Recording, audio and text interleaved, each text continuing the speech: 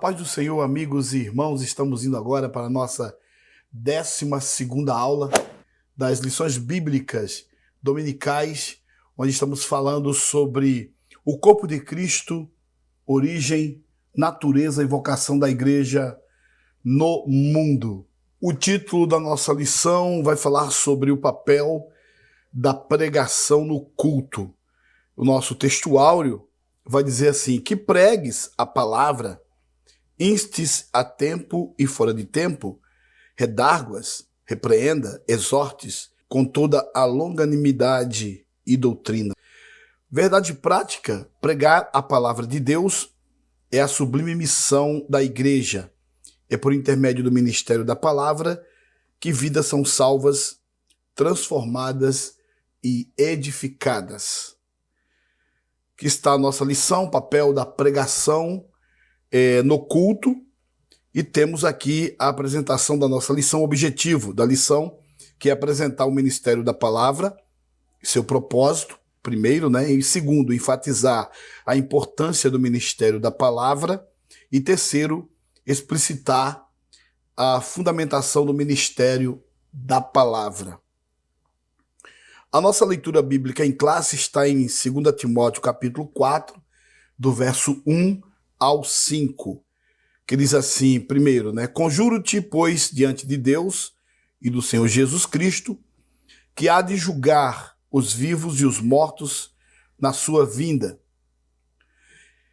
e no seu reino, que pregues a palavras, instes a tempo e fora de tempo, redarguas, repreendas, exortes com toda longanimidade e doutrina, porque virá tempo em que não sofrerão a sã doutrina, mas, tendo comichão nos ouvidos, amontoarão para si doutores conforme as suas próprias concupiscências, e desviarão os ouvidos da verdade, voltando às fábulas. Mas tu sê sóbrio em tudo, sofre as aflições, faz a obra de um evangelista, cumpre o teu ministério. A nossa palavra-chave vai falar sobre a pregação. E aqui nós vamos estudar sobre o ministério da palavra e seu propósito, pregação como proclamação, o caso emblemático de Lídia e a pregação como instrução.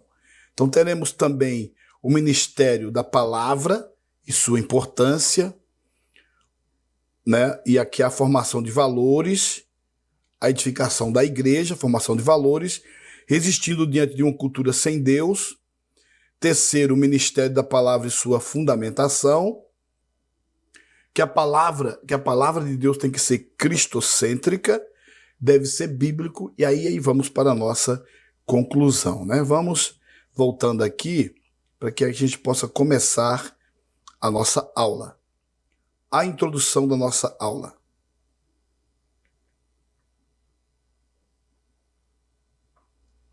Introdução. Nesta lição, veremos a importância da pregação bíblica, denominada também como ministério da palavra. Nesse aspecto, para refletir a glória de Deus, a pregação precisa manter o propósito para o qual foi estabelecida, revelar Deus e educar a igreja. Por isso podemos afirmar que o ministério da palavra é importante, pois assim a igreja é edificada e moldada pelos valores do reino. Uma igreja em que a palavra de Deus não tem a primazia, tanto na ação evangelística quanto na discipuladora, é uma igreja fraca. Portanto, a natureza da pregação precisa ser bíblica e cristocêntrica. Em outras palavras, deve possuir sólidos fundamentos. Na nossa introdução, estamos falando aqui sobre a pregação.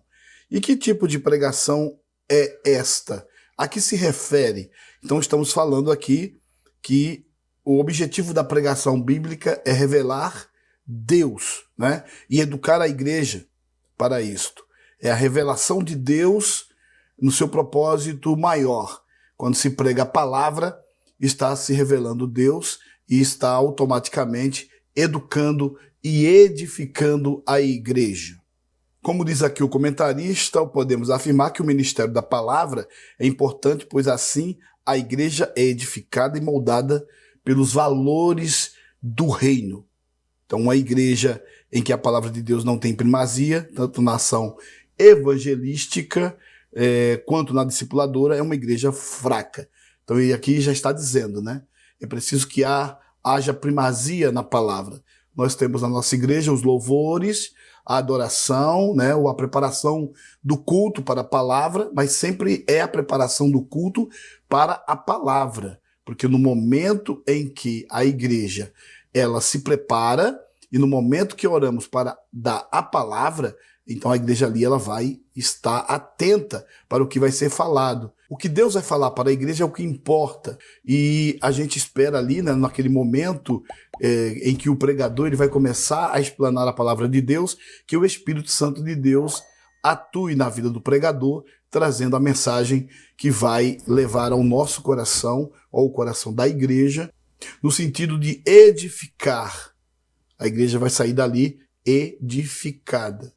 E com esta palavra firme e com sólidos fundamento cristocêntrico, que é o centro da mensagem, e o centro da mensagem ou da pregação tem que ser Cristo. Não pode ser outra coisa, a não ser Cristo, o autor e o fundador da nossa fé. Então a mensagem tem que ser em primazia, uma mensagem cristocêntrica. Primeiro tópico, ministério da palavra e seu propósito. Primeiro, a pregação como proclamação. O propósito mais sublime do ministério da palavra está no fato de ele revelar Deus às pessoas. Frequentemente, as escrituras se referem a esse aspecto da pregação como sendo uma proclamação, o verbo grego kerisso, traduzido como proclamar, é usada nesse sentido em vários textos do Novo Testamento. Mateus 3:1, 4:23, Lucas 4:18, Atos 8:5, Romanos 10:8. Nesse aspecto, a pregação tem um propósito de revelar Deus às pessoas. 1 Coríntios 1:21. Esse fato por si só mostra a grandiosidade da pregação, trazer o conhecimento de Deus. Está se falando aqui de proclamar. O que é clamar? Clamar é falar alto. Clamar é dizer algo numa altura, né, que todos ouçam, que todos escutem, que todos entendam.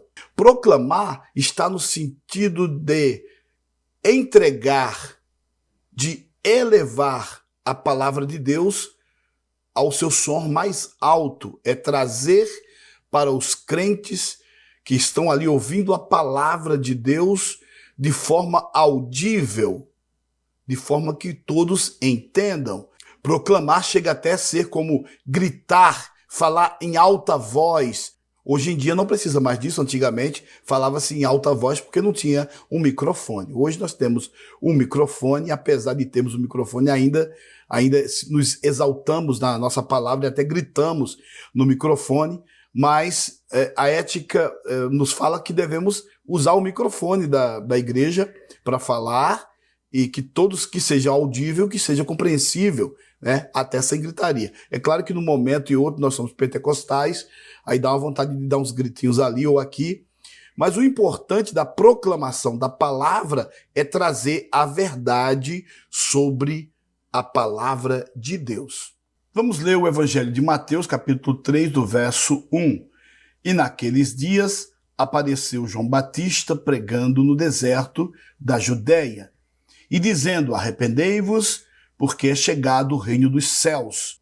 Porque este é o anunciado pelo profeta Isaías, que disse: voz do que clama no deserto, preparai o caminho do Senhor, endireitai as suas veredas.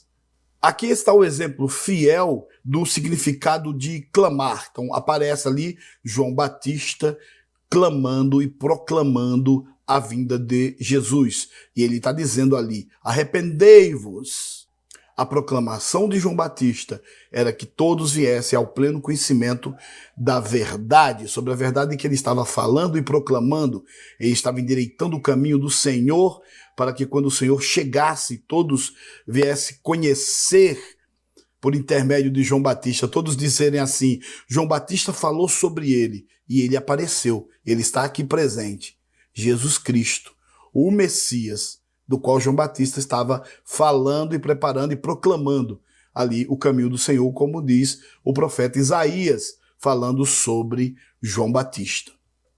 Já no Evangelho de Mateus, capítulo 4, do verso 23, Jesus vai aparecer proclamando. Então ele vai aqui dizer: e percorria Jesus toda a Galileia, ensinando nas suas sinagogas e pregando o evangelho do reino e curando todas as enfermidades e moléstias entre o povo.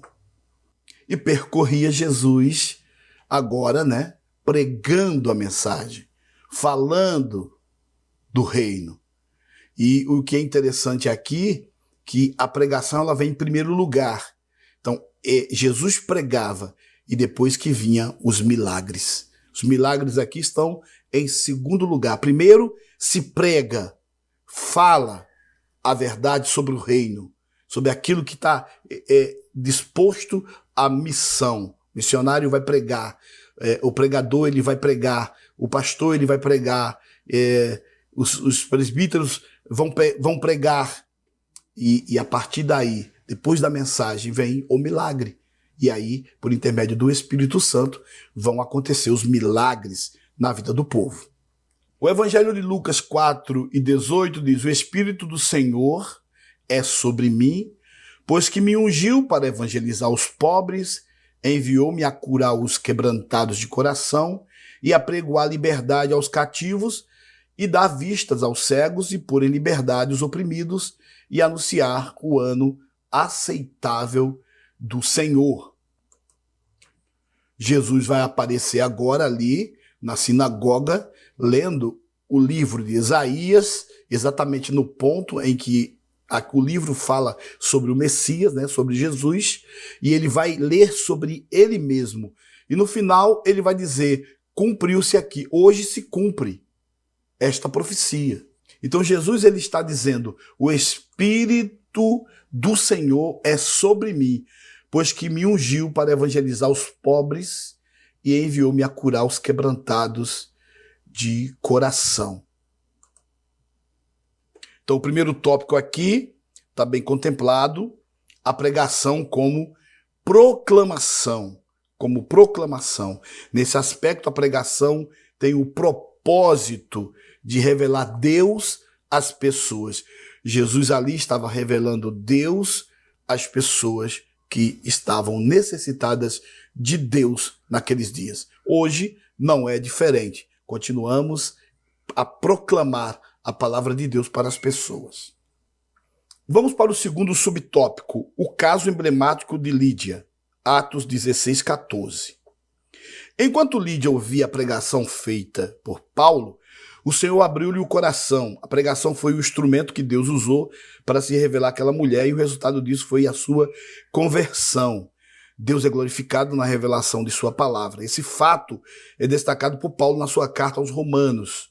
De sorte que a fé é pelo ouvir e ouvir pela palavra de Deus. Romanos 10:17. Assim, devemos nos conscientizar de que a pregação da palavra de Deus é mais do que uma simples exposição de ideias, mais do que um discurso inflamado.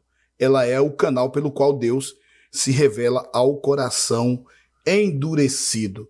Então, Paulo aqui vai falar sobre esse caso emblemático de Lídia, que chamou muita atenção a Paulo, que enquanto ele pregava a palavra de Deus, ele falava ali em Atos 16:14, essa irmã Lídia, que também já trabalhava para o Senhor, já fazia obras para o Senhor, mas ainda não era convertida. Então, quando Paulo ele vai pregar ali, acontece que Lídia, ouvindo a pregação feita por Paulo, o Senhor, porque não faz parte de mim ou do pregador, abriu o coração das pessoas.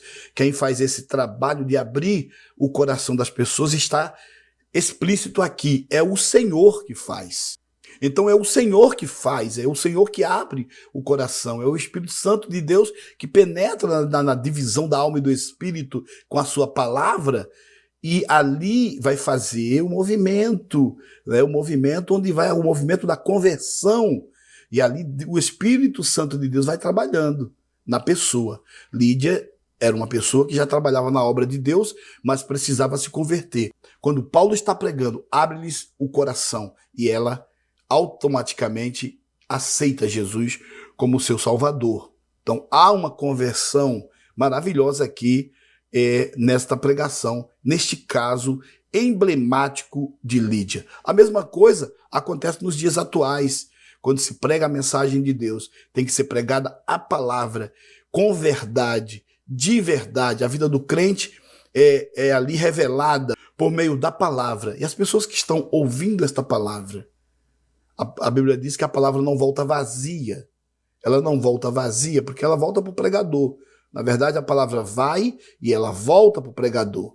Porque o pregador que está pregando a mensagem, ele tem que viver esta mensagem também. Então a mensagem vai e a mensagem volta para que o pregador viva esta mensagem também.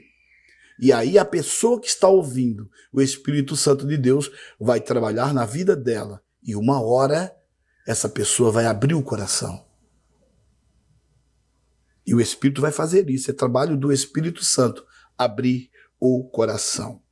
O terceiro tópico, eu vou falar sobre a pregação como instrução. As pessoas que foram alcançadas pela proclamação da palavra precisam crescer e amadurecer no Evangelho, ou seja, necessitam ser discipuladas, instruídas. E é significativo o fato de que o ministério de Jesus tenha o ensino como um dos fundamentos. E percorria Jesus toda a Galileia, ensinando nas suas sinagogas, Mateus 4, 23. No Sermão do Monte, Jesus também ensinava seus discípulos, Mateus 5, 2. Assim também o apóstolo Paulo gastou grande parte do seu tempo ensinando os crentes, Atos 18, 11. Paulo chegou mesmo a exigir de alguém que tivesse pretensão ministerial que fosse apto para ensinar, 1 Timóteo 3, 2. Tudo isso mostra a importância do ministério do ensino e a responsabilidade de quem exerce. Então aqui nós vamos ver a pregação como instrução e aprendemos aqui. É claro que a pregação como proclamação, você proclama o evangelho. Aí a segunda parte é a pessoa que está ouvindo a mensagem, ela aceita Jesus. E aí vem a terceira parte da proclamação, ou da pregação, que é a pregação como instrução. Quer dizer, você primeiro proclamou, as pessoas vieram a Cristo e agora nós vamos ensinar esta pessoa a crescer na palavra do conhecimento. Então aqui é a palavra como ensinamento, instrução. A mesma palavra que foi proclamada, agora ela vai servir como instrução para crescimento daquela pessoa que aceitou Jesus como seu Salvador. Então, aí automaticamente Paulo aqui vai falar sobre este ensinamento, porque o Sermão do Monte de Jesus também, quando Jesus estava no monte, no Sermão do Monte, ele ensina, ele está ensinando. E depois, agora Paulo vai chamar a atenção dos homens, dos presbíteros, né, vamos dizer assim, e exclusivamente aqui para Timóteo, porque Paulo estava falando para Timóteo, tudo isso mostrando a importância do ministério, do ensino e a responsabilidade de quem exerce. Então, aqui, Paulo chega mesmo a exigir de alguém que tivesse pretensão ministerial que fosse apto para ensinar. Então, você é instruído para depois também você ensinar. Então, 1 Timóteo 3, 2. Vamos ler? Se alguém deseja o episcopado, excelente obra deseja. Convém, pois, que o bispo seja irrepreensível, marido de uma mulher, vigilante, sóbrio, honesto, hospitaleiro, apto para ensinar. E aí vai, né? Não dado ao vinho, não espancador, não cobiçoso de torpe ganância, mas moderado, não contencioso, não avarento. E que governe bem a sua própria casa, tendo seu filho tendo seus filhos em sujeição com toda a modéstia. Então aqui aí ele vem acrescentar, porque se alguém não sabe governar a sua própria casa, terá cuidado da igreja de Deus? Então tudo isso vai mostrar a importância do ministério, da palavra e da responsabilidade que essa palavra traz, né? Da responsabilidade de quem exerce esse trabalho de instruir, de ensinar e discipular. A sinopse desse primeiro ponto vai falar sobre o ministério da palavra, exerce um papel de proclamação e, ao mesmo tempo, de instrução. Então vamos agora para o nosso segundo tópico, onde vai falar o ministério da palavra e sua importância. Primeiro, a edificação da igreja. A palavra tem a importante função de edificar a igreja. Essa edificação vem pelo confronto que o Espírito Santo traz pelo ministério da palavra que exorta e consola. Às vezes, isso pode vir de um tom de elogio, em 1 Coríntios 11:2, ou em uma forte repreensão, em 1 Coríntios 11:17. O termo grego, paraklesis, traduzido como exortar e consolar, significa um chamado para ajudar e encorajar. Ele ocorre com muita frequência no Novo Testamento, sendo a maioria das vezes no contexto da igreja, assim como vemos Paulo solicitando a Timóteo que persistisse em ler, ensinar a palavra e exortar, 1 Timóteo 4:13. E Lucas destacando que a igreja andava na consolação do Espírito Santo, Atos 9:31. Em ambos os textos se pressupõe o ministério da palavra como instrumento de exortação e edificação. O significado de exortar aqui é de animar, né? A palavra ela tem que animar o crente. Então a importância aqui do ministério da palavra, não é? Primeiro, edificação da igreja. A semana passada eu falei aqui que a gente, para construir, se coloca um tijolinho. E aí deu o exemplo do pedreiro que usa as ferramentas para construir uma parede. E para que aquela parede ela saia certinho, o pedreiro ele usa as ferramentas ali, né? O prumo, a linha, a colher para bater no tijolo, para acertar a parede. Então ele usa os instrumentos para edificar uma casa. E quando termina, demora a edificação da casa, e quando termina, ela fica perfeita, ela fica bonita, o trabalho fica lindo, aparece, as pessoas vão elogiar, porque a construção ficou bonita. Para destruir, basta 2 pessoas ou 3. Em minutos, em sequências de minutos, se destrói uma parede construída por um tempo. Quer dizer, uma parede construída em uma semana pode ser destruída em 1 hora, ou menos até do que isso. Então, há o cuidado aqui de edificar a parede, né, edificar a casa, e o cuidado para não destruir. Às vezes, com uma palavra, você destrói tudo que foi construído. Então, temos que ter muito cuidado com a nossa verdade. A verdade não é nossa, a verdade é do Senhor, né? Eu posso ter uma visão, você pode ter uma outra visão diferente da minha, mas qual é a verdade? A minha visão? A sua visão é a verdade? Não, a verdade é a palavra de Deus. O que a palavra de Deus diz? O que ela confronta? O que ela fala? Então Cristo tem que estar no centro. A palavra ela tem que ser cristocêntrica. Eu tenho que perguntar, no meu lugar, o que Jesus faria? Então, esse aí é o motivo. Aqui o comentarista vai dizer que essa edificação vem pelo confronto que o Espírito Santo traz pelo ministério da palavra, né, que exorta e consola. Exortar, eu falei aqui, animar, né? E consola. Às vezes isso pode vir em um tom de elogio. Então, 1 Coríntios 11:17, ou 11:2, ou uma forte repreensão em 1 Coríntios 11:17. Vamos ler? Primeiro vamos ler aqui 1 Coríntios 11:2. E louvo-vos, irmãos, porque em tudo vos lembrais de mim e retendes os preceitos como vos entreguei. Então, Paulo aqui está falando para o povo de Corinto que eles estavam observando aquilo que Paulo estava falando. Então, nesse momento, Paulo vai elogiar. No segundo momento, Paulo vai reclamar. Vamos lá? Vamos ver aqui. Mas em 1 Coríntios 11, 17, ele vai dizer: nisto, porém, que vou dizer-vos, não vos louvo, porquanto vos ajuntais, não para melhor, senão para pior. Então aqui, nesse momento, Paulo vai reclamar. Lembra da semana passada que nós falamos sobre a ceia, a Santa Ceia? E que eles estavam se reunindo para comer a Santa Ceia. Não para celebrar algo em memória do Senhor, mas sim para comer a ceia.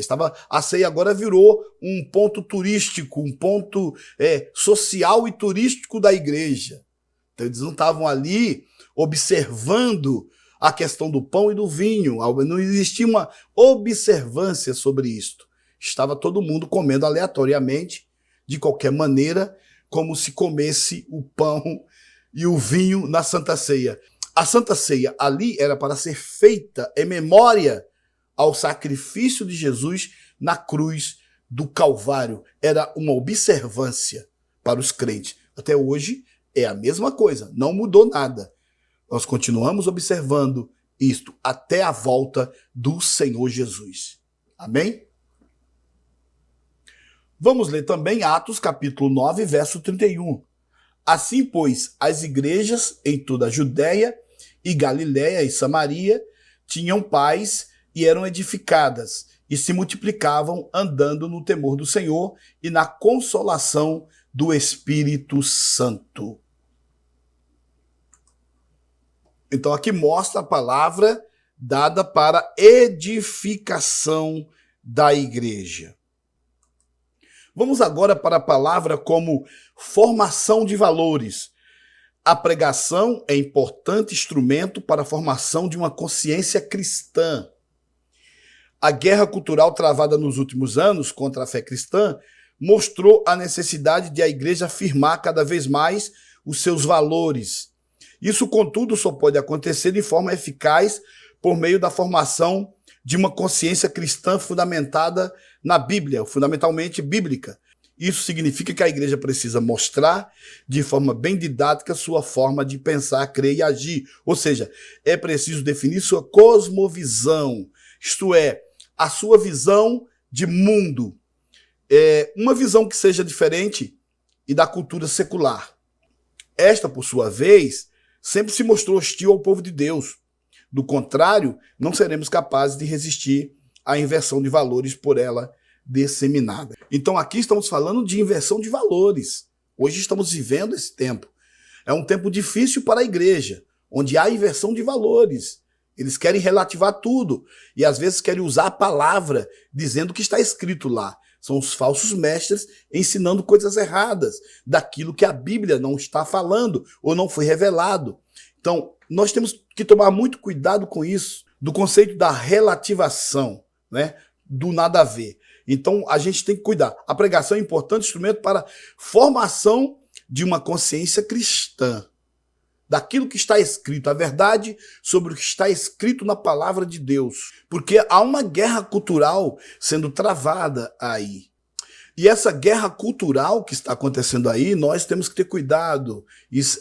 Nós temos que ser fundamentado na palavra para não ir a qualquer vento de doutrina ou mesmo ideias ou ideologias que estão aparecendo por aí.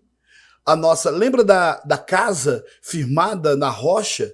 Jesus ensina isso, ele fala, olha, vocês têm que ser firmados na rocha, porque firmado na areia vocês vão ruir, vai cair, a casa vai cair, firmado na areia, mas tem que ser firmado na rocha, que é Jesus Cristo. A importância aqui é o que Jesus falou, é a verdade do que Cristo está falando. Então nós temos que ter uma cosmovisão, ou seja, uma visão do mundo. Como é que o mundo está? Esta visão do mundo não é a minha visão. Essa visão do mundo não é a visão de Deus. Essa visão do mundo não é a visão de Cristo. Essa visão do mundo não é a visão da qual a palavra de Deus fala. Isso significa que a igreja precisa mostrar de forma bem didática sua forma de pensar, crer e agir. Crer e agir. Olha só que coisa incrível, né? Formação de uma consciência cristã fundamentalizada na Bíblia, naquilo que está escrito na palavra. É o ministério da palavra e a sua importância. Primeiro, edificação da igreja e segundo, a formação de valores. Vamos agora para o terceiro subtópico e diz assim: resistindo diante de uma cultura sem Deus. Jesus censurou seus discípulos chamando-os de geração perversa, porque os viu agindo com incredulidade. Mateus 17, 17. A influência de uma cultura sem Deus havia atingido negativamente os que andavam com Jesus, por sua vez, no Pentecostes. Pedro também exortou seus ouvintes a salvarem-se daquela geração perversa. Atos 2:40. Assim também Paulo escreveu que Demas, um amigo de ministério, havia amado aquela presente era e o abandonou. 2 Timóteo 4:2. Esse mesmo apóstolo exortou os crentes de Roma a não se conformarem com aquela era. Romanos 12:2. Nas duas últimas referências, a palavra grega aion, traduzida como era ou século, é uma referência clara a uma cultura sem Deus. As pessoas querem, né? A cultura está em primeiro lugar, mas e Deus, onde está? Em segundo, em terceiro, às vezes não aparece, nem em quinto lugar, em sexto lugar, não aparece na vida da cultura humana ou da cultura deste século algo sobre Deus. Ninguém quer saber sobre Deus. Se falar de Jesus, ninguém quer saber de Jesus.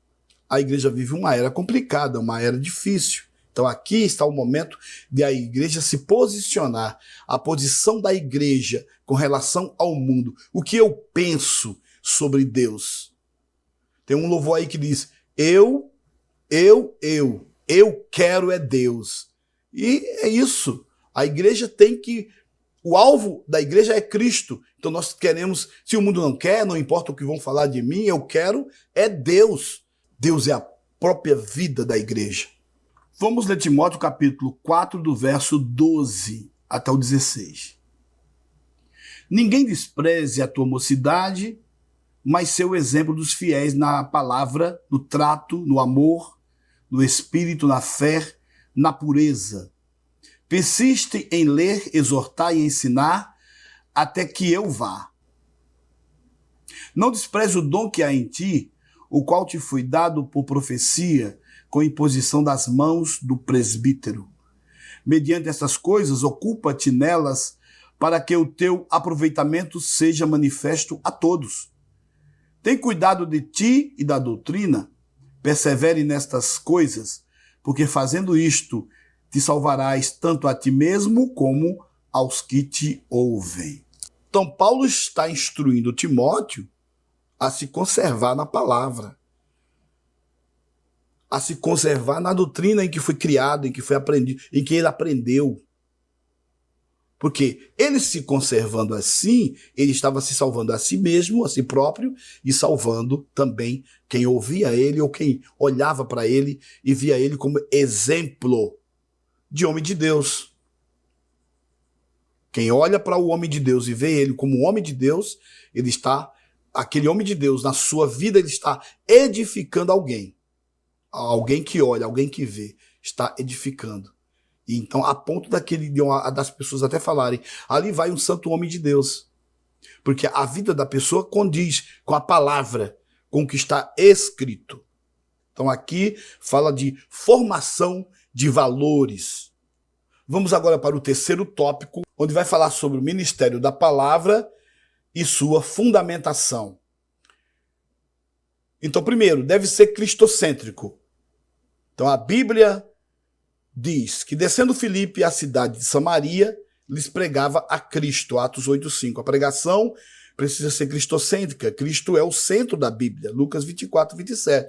O centro da mensagem dos profetas, indagando que o tempo o que ocasião de tempo o Espírito de Cristo que estava neles.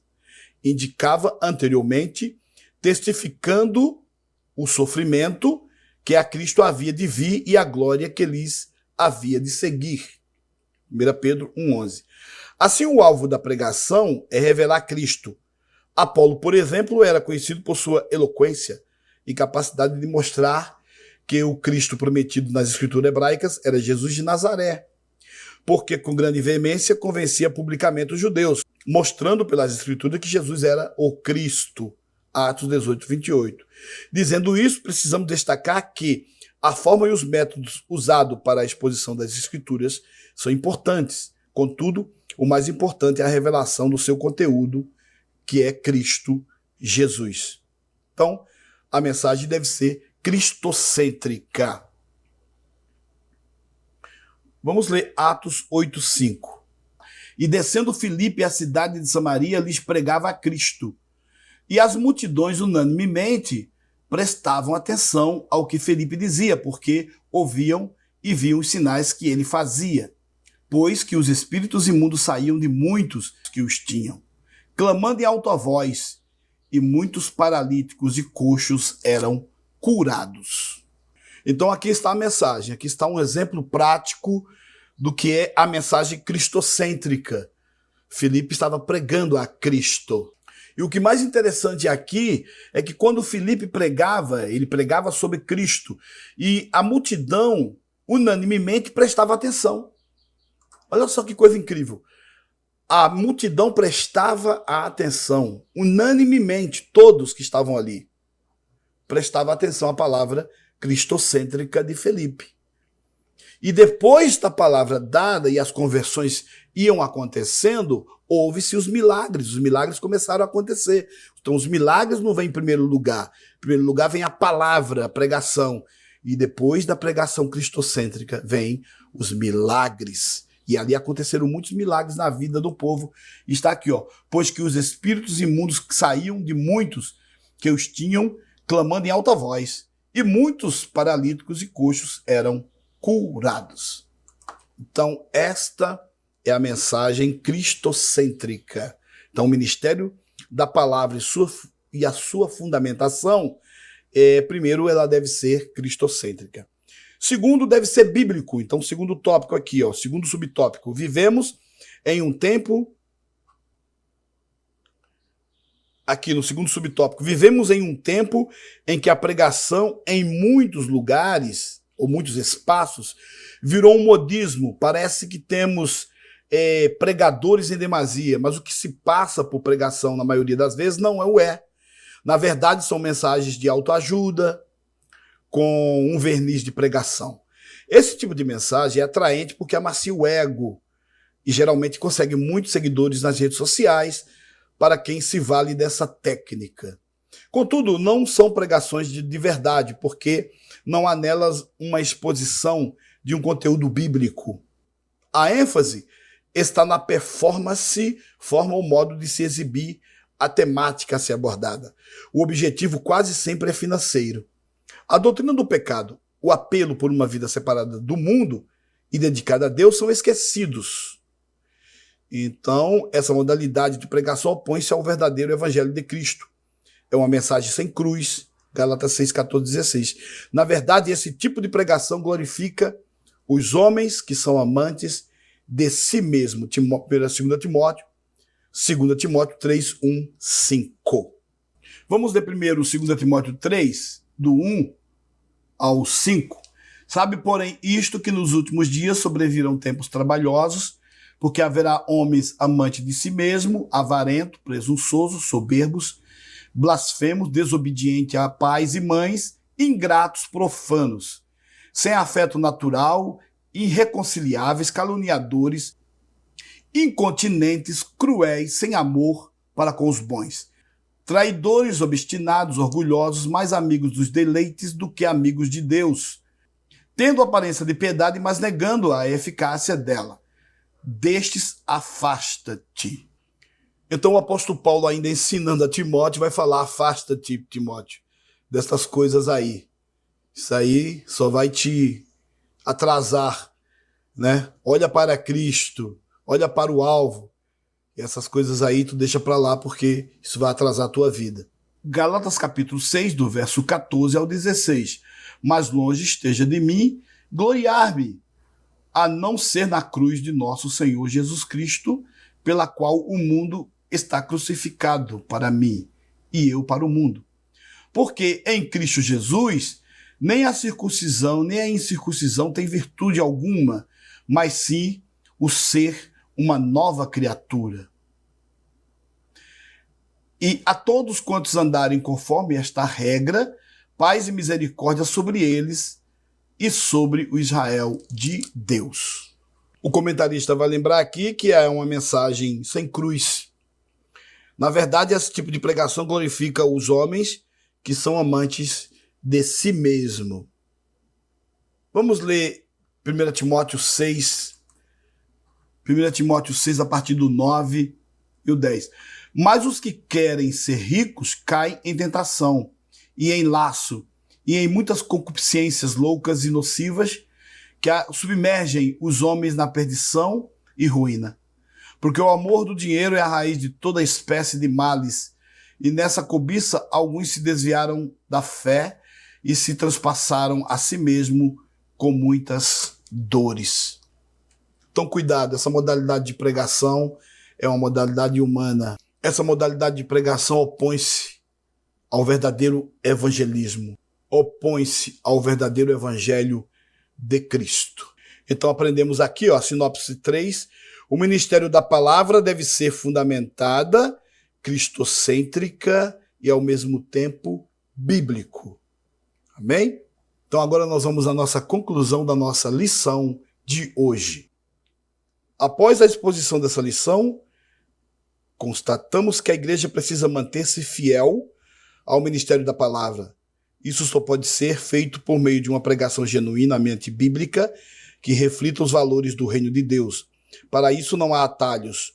Numa cultura cada vez mais hostil à fé cristã, a igreja necessita proclamar as verdades do reino por meio da poderosa pregação da palavra de Deus. Chegamos ao final de mais uma aula, 12ª aula, falando sobre a pregação da mensagem da palavra de Deus. Estamos felizes de estar com vocês, de continuarmos com vocês aqui no nosso canal EBD para Todos. Agora eu vou fazer o pedido de sempre, que é para que vocês assinem o canal, também compartilhe o canal, ative o sininho para quando tivermos mais aulas vocês serem avisados e sempre dê um like ali para nos ajudar no nosso canal, ok? Um abraço, até a próxima aula e a paz do Senhor.